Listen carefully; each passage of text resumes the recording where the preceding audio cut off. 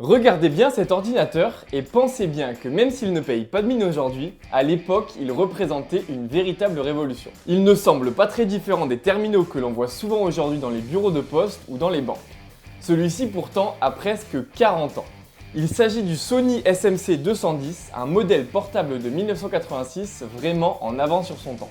Comme vous pouvez le voir, il tenait dans un sac et même si son poids frôlait les 6 kg, à l'époque il pouvait être considéré comme très léger. L'appareil disposait de deux disquettes avec une capacité de 720 kilo-octets chacune, permettant un archivage des données assez efficace. L'écran faisait 11 pouces, à peu près comme ceux des tablettes actuelles. Au-delà du processeur et de la RAM, conforme aux standards de l'époque, les choses qui le différenciaient étaient le modem intégré de 300 bits par seconde et le port pour la connexion des imprimantes. En gros, il permettait d'imprimer et de communiquer avec le monde depuis n'importe quel endroit, une chose qui aujourd'hui nous semble évidente mais qui ne l'était évidemment pas il y a 40 ans.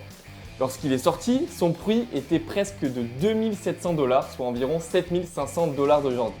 Et je vous dirai qu'après tout, ça aussi, c'est de l'ingénierie.